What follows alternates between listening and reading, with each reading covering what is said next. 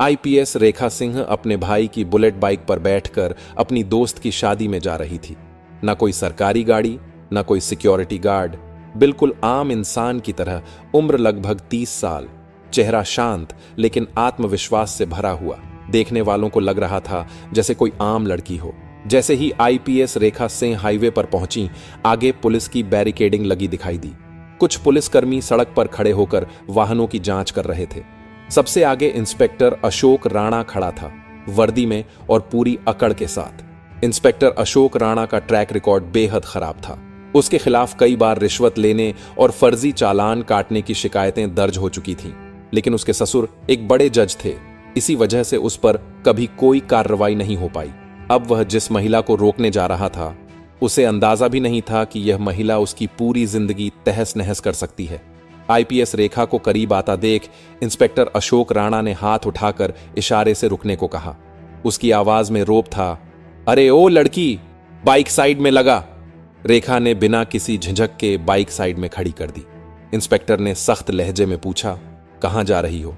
रेखा ने शांत स्वर में जवाब दिया, आज मेरी एक दोस्त की शादी है, वहीं जा रही हूं। अशोक राणा ने उसे सिर से पांव तक घूरा और फिर बोला, अच्छा तो मोहतरमा दावत खाने जा रही है, मगर हेलमेट कहां है? हेलमेट क्या तेरे पिताजी पहनाएंगे? और बाइक भी बड़ी तेज चला रही थी। तेरी खूबसूरती देख मेरा चालान काटने का मन तो नहीं कर रहा, लेकिन क्या करें, ड्यूटी तो ड्यूटी है, मजबूरी है, चालान करना ही पड़ेगा। यह कहते हुए उसने चालान बुक निकाल ली। रेखा समझ गई कि चालान तो बस बहाना है, उसकी नीयत खराब है, मामला कुछ और है। उसने शांति से कहा, सर मैंने कोई नियम नहीं तोड़ा है। यह सुनकर इंस्पेक्टर सख्त लहजे में बोला, ओ मैडम, हमें कानून मत सिखाओ, पुलिस हम हैं, तुम नहीं। कायदे कानून हमें अच्छी तरह पता है। रेखा बस चुपचाप उसे देखती रही। तभी अशोक राणा ने गुस्से में ऊंची आवाज में कहा, तू ऐसे नहीं मानेगी, तुझे कानून सिखाना पड़ेगा। अगले ही पल इंस्पेक्टर अशोक राणा ने अचानक उसके गाल पर जोरदार थप्पड़ मार दिया और गुर्राकर बोला, बहुत सवाल पूछती है, पुलिस जो कहे उसे चुपचाप सुनना चाहिए। रेखा का सिर एक पल के लिए झटका खा गया, लेकिन उसने खुद को तुरंत संभाल लिया। उसकी आंखों में अब गुस्से की तेज लपटें साफ नजर आ रही थीं। अशोक राणा ठहाका मारकर हंसा और अपने साथियों से बोला, अभी भी इसकी अकड़ बाकी है, लगता है इसे अच्छे से सबक सिखाना पड़ेगा। तभी एक सिपाही आगे बढ़ा और बोला, साहब इसे थाने ले चलते हैं, वहीं इसकी सारी अकड़ निकाल देंगे। इंस्पेक्टर ने हामी भरी, हाँ थाने ले चलो, वहीं समझ आएगा कि पुलिस से कैसे बात करनी चाहिए। इतना कहते ही एक सिपाही और इंस्पेक्टर ने रेखा का हाथ पकड़कर उसे खींचने की कोशिश की और बोले, चल जीप में बैठ। रेखा ने गुस्से से अपना हाथ झटक दिया और सख्त आवाज में बोली, ये सब करने की हिम्मत भी मत करना। उसकी आवाज में ऐसी दृढ़ता थी कि सिपाही एक पल के लिए सहम गया, लेकिन इंस्पेक्टर अशोक राणा का पारा और चढ़ गया। उसने सिपाहियों को आदेश दिया, इसका घमंड तोड़ो। सिपाही आगे बढ़ा और बेरहमी से रेखा के बाल पकड़कर उसे जबरदस्ती घसीटने लगा। दर्द से रेखा कराह उठी, लेकिन फिर भी उसने अपनी असली पहचान छिपाए रखी। वह देखना चाहती थी कि ये लोग अपनी नीच हरकतों में कितनी हद तक जा सकते हैं। इसी बीच एक और सिपाही ने गुस्से में उसकी बाइक पर लात मारकर उसे नीचे गिरा दिया और बोला, बड़ी आई शरीफ बनने, अब तेरा खेल खत्म। रेखा अब पूरी तरह समझ चुकी थी कि ये लोग पुलिस की वर्दी में छिपे हुए गुंडे हैं। इंस्पेक्टर की आंखों में गुस्से की आग थी।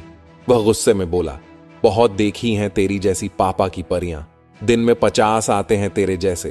तू पुलिस से भिड़ेगी, अभी तेरी औकात दिखाता हूं।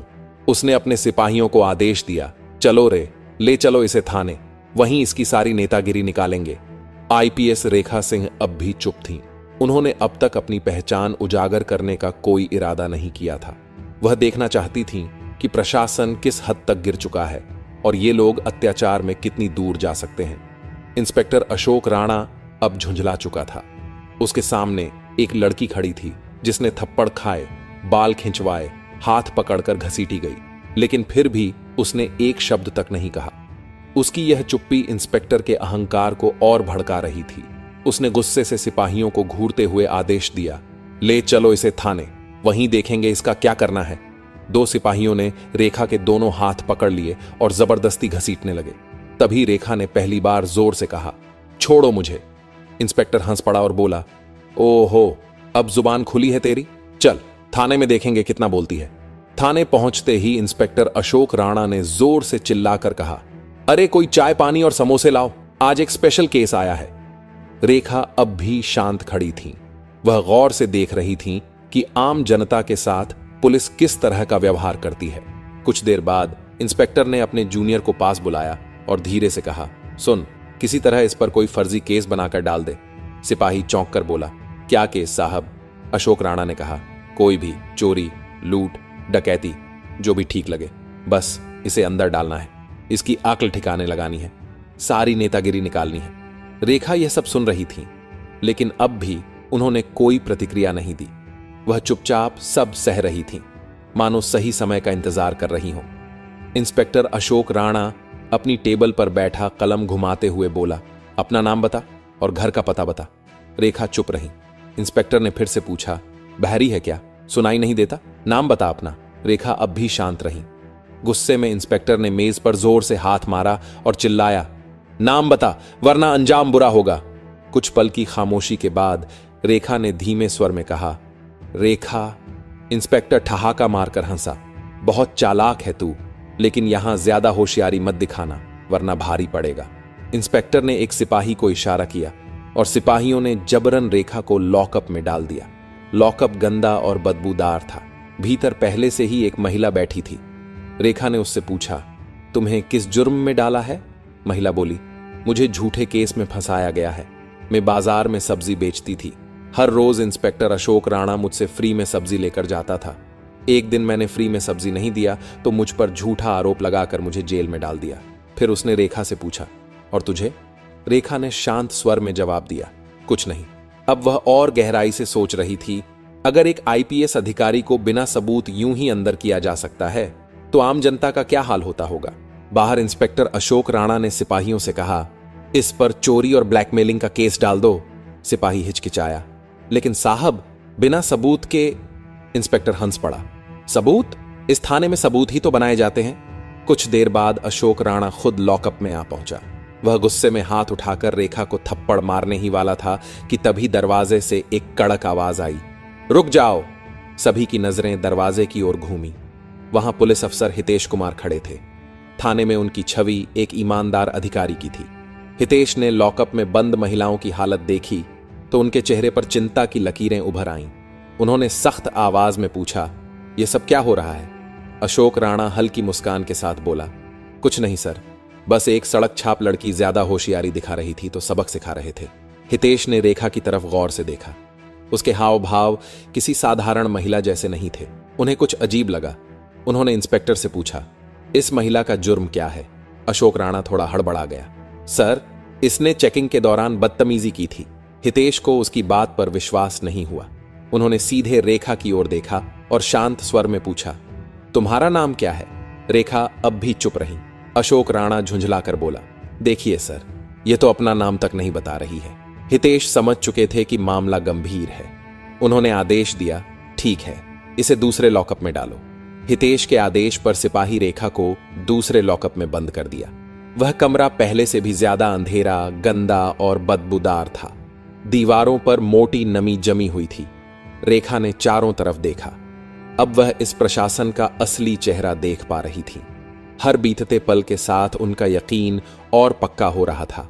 कानून अब सिर्फ कागजों पर रह गया है, असलियत में तो इसे रौंदा जा रहा है। इत्तेफाक से उसी दिन डीएम विजय कुमार पुलिस थानों का दौरा कर रहे थे। अचानक एक सिपाही घबराते हुए थाने के भीतर आया और बोला, साहब बाहर एक बड़ी गाड़ी आई है। इंस्पेक्टर अशोक राणा चौंक कर बोला, कौन आया है? सिपाही ने कहा, सर गाड़ी सरकारी है। इतना सुनते ही पूरे थाने का माहौल बदल गया। तभी डीएम विजय कुमार ने थाने में कदम रखा। उनकी आंखों में गुस्से की चमक थी। उन्होंने सीधा इंस्पेक्टर अशोक राणा की ओर देखा और कड़क आवाज में बोले, इंस्पेक्टर साहब यहां क्या हो रहा है? अशोक राणा के पसीने छूट गए। वह अटकते हुए बोला, सर कुछ नहीं, बस एक मामूली केस है। डीएम की नजर रेखा पर पड़ी। उन्हें देखते ही वे चौंक गए और तुरंत बोले, अरे मैडम आप यहां इस हाल में? डीएम विजय कुमार ने टेबल पर पड़ी रेखा की फाइल उठाई और ध्यान से पढ़ी। फाइल में लिखा था, धारा 420 और ठगी का केस। डीएम की गूंजती आवाज थाने की दीवारों से टकराई, इस महिला पर 420 और ठगी का केस? सबूत क्या है तुम्हारे पास? अशोक राणा पूरी तरह हड़बड़ा गया। उसके पास कोई जवाब नहीं था। डीएम साहब ने सख्त आदेश दिया, इन्हें तुरंत लॉकअप से बाहर निकालो। फिर उन्होंने इंस्पेक्टर की तरफ देखा और गुस्से में बोले, इंस्पेक्टर साहब, आपको पता भी है ये महिला कौन है? ये इस जिले की नई नियुक्त हुई आईपीएस अधिकारी रेखा सिंह है। ये सुनते ही पूरे थाने में सन्नाटा छा गया। सभी पुलिसकर्मी हैरान खड़े रह गए। अशोक राणा के हाथ पैर कांपने लगे। उसकी आंखों के सामने जैसे अंधेरा छा गया। जिसे वह फर्जी केस में फंसा रहा था, वही इस जिले की आईपीएस निकली। रेखा ने डीएम से कहा, इस इंस्पेक्टर ने मेरे ऊपर हाथ उठाया, मेरे साथ बदतमीजी की और मुझ पर फर्जी केस डालने की कोशिश की। लॉकअप के अंदर जो महिला बंद थीं, वे भी बता रही थीं कि उन पर झूठे केस डाले गए हैं। डीएम विजय कुमार की आंखें गुस्से से लाल हो गईं। उन्होंने कड़े स्वर में कहा, क्यों इंस्पेक्टर अशोक राणा, तुम्हारी हिम्मत कैसे हुई आईपीएस मैडम पर हाथ उठाने की और झूठा केस डालने की, और एक निर्दोष महिला पर भी? अशोक कुछ बोलने ही वाला था कि तभी पुलिस अफसर हितेश तेज आवाज में बोले, सर, मुझे पहले से ही शक था कि यहां कुछ गड़बड़ है। अब अशोक राणा पूरी तरह अकेला पड़ चुका था। रेखा ने अब अपना असली रूप दिखाया। उनकी आवाज अब भी शांत थी, लेकिन लहजा इतना सख्त कि पूरे थाने में खामोशी छा गई। इंस्पेक्टर अशोक राणा, तुम्हें इसी वक्त सस्पेंड किया जाता है। तुम्हारे खिलाफ विभागीय जांच बैठेगी और तुम पर आपराधिक मुकदमा दर्ज होगा। अशोक के होश उड़ गए। उसके चेहरे पर हवाइयां उड़ रही थीं। आईपीएस रेखा सिंह ने आगे कहा, अब तुम्हारी असली जगह तुम्हारी अपनी जेल में होगी। गिरफ्तार करो इसे। डीएम विजय कुमार ने भी कड़क आदेश दिया, इंस्पेक्टर अशोक राणा को तुरंत हिरासत में लो। पूरा थाना सकते में आ गया। जो सिपाही अभी तक अशोक के इशारे पर चलते थे, वही अब उससे दूरी बनाने लगे। पुलिस अफसर हितेश मीणा ने आवाज लगाई, हवलदार, इंस्पेक्टर अशोक राणा को हिरासत में लो। सिपाही आगे बढ़े और अशोक राणा को पकड़ लिया। उसके चेहरे का रंग उड़ चुका था। उसे पहली बार एहसास हुआ कि उसका खेल अब खत्म हो गया है। लेकिन तभी उसने आखिरी दांव खेला। हंसते हुए बोला, रुकिए मैडम, क्या आपको लगता है कि इस थाने में सिर्फ मैं ही भ्रष्ट हूं? पूरा सिस्टम मेरे साथ है। ये सब पुलिस वाले भी शामिल हैं और कड़ियां ऊपर तक जुड़ी हैं। ये सुनते ही कई पुलिसकर्मी घबरा गए। उनके चेहरों पर डर साफ झलक रहा था। कुछ ने निगाहें झुका लीं तो कुछ के पैर कांपने लगे। रेखा ने डीएम की ओर देखा और गंभीर आवाज में बोली, सर, यह सिर्फ एक अफसर का मामला नहीं है। इस पूरे थाने की गहन जांच जरूरी है। यहां कोई भी दूध का धुला नहीं है। डीएम विजय कुमार ने तुरंत आदेश दिया, अभी एंटी करप्शन ब्यूरो को बुलाओ। पूरे थाने की जांच होगी। डीएम के आदेश के साथ ही थाने में अफरा तफरी मच गई। कुछ पुलिसकर्मी बुरी तरह सहम गए। जैसे ही एसीबी की टीम पहुंची और पूछताछ शुरू हुई, कई के चेहरों का रंग उड़ गया। कुछ के हाथ कांप रहे थे तो कुछ की टांगे। माहौल पूरी तरह बदल चुका था। तभी एक हवलदार कांपते हुए आगे बढ़ा और हाथ जोड़कर बोला, मैडम, मुझे माफ कर दीजिए, मैं तो सिर्फ आदेशों का पालन कर रहा था। रेखा ने सख्त नजरों से उसकी ओर देखा, लेकिन कुछ नहीं कहा। इसी बीच एक और सिपाही डरते डरते एक फाइल लेकर आगे बढ़ा और बोला, मैडम साहिबा, हमारे बड़े साहब भी इसमें शामिल हैं। रेखा चौंक कर बोली, कौन बड़े साहब? सिपाही ने घबराते हुए धीरे से कहा, एसआईएसपी साहब। थाने में एक बार फिर सन्नाटा छा गया। अब मामला सिर्फ अशोक राणा तक सीमित नहीं था। भ्रष्टाचार की जड़ें और भी गहरी थीं। डीएम विजय कुमार ने गहरी सांस ली और सख्त लहजे में कहा, इस थाने का पूरा स्टाफ तत्काल प्रभाव से निलंबित किया जाता है। विभागीय जांच बैठेगी और एसीबी पूरी छानबीन करेगी। यह सुनते ही थाने में हड़कंप मच गया। कुछ पुलिसकर्मी घबराकर अपने फोन निकालने लगे। कोई बचने का रास्ता ढूंढने लगा तो कुछ चुपचाप सिर झुकाकर खड़े रह गए। लेकिन अब कोई नहीं बच सकता था। आईपीएस रेखा सिंह ने दृढ़ स्वर में डीएम साहब से कहा, अब हमें एसएसपी साहब से भी पूछताछ। डीएम विजय कुमार ने तुरंत आदेश दिया, एएसएसपी को अभी बुलाया जाए। पत्रकारों को जैसे ही खबर मिली कि पूरा थाना सस्पेंड हो गया है, वे तुरंत ब्रेकिंग न्यूज देने लगे। अब मामला पूरे जिले में फैल चुका था। थोड़ी देर बाद एसएसपी साहब भी थाने में पहुंच गए। उन्होंने चारों तरफ देखा और तेज आवाज में कहा, यह क्या नाटक चल रहा है? लेकिन आईपीएस रेखा सिंह शांत खड़ी थीं। उन्होंने सीधी नजर एसएसपी की आंखों में डालते हुए ठंडी लेकिन दृढ़ आवाज में कहा, क्या आपको लगता है कि आप बच जाएंगे? फिर उन्होंने फाइल एसएसपी के हाथों में थमा दी और कहा, यह देखिए, आपके सारे काले कारनामों के सबूत। फाइल में घोटाले, फर्जी केस और वसूली के पुख्ता सबूत दर्ज थे। एसएसपी के चेहरे का रंग उड़ गया, माथे से पसीने की बूंदें टपकने लगीं। डीएम विजय कुमार ने अब देर नहीं की। उन्होंने सख्त आदेश दिया, एसएसपी को तुरंत गिरफ्तार करो। उनके खिलाफ विभागीय जांच के साथ साथ आपराधिक मुकदमा दर्ज होगा।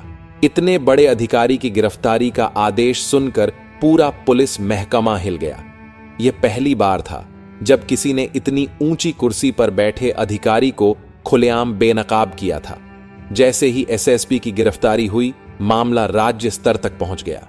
सीएम ने तत्काल आदेश दिया, जिले के सभी भ्रष्ट अधिकारियों की सूची बनाई जाए और उन्हें गिरफ्तार किया जाए। इस आदेश के बाद 40 से ज्यादा पुलिस अधिकारी, 20 दरोगा और कई बड़े राजनेता गिरफ्तार कर लिए गए। आईपीएस रेखा सिंह की ईमानदारी और साहस ने पूरे सिस्टम को हिला दिया। अब जिले में एक नई प्रशासनिक टीम नियुक्त हुई और भ्रष्टाचार पर सख्ती से निगरानी रखी जाने लगी। रेखा सिंह ने अपना कर्तव्य पूरा किया। उन्होंने साबित कर दिया कि अगर इरादे मजबूत हो तो ईमानदारी से पूरा सिस्टम बदला जा सकता है।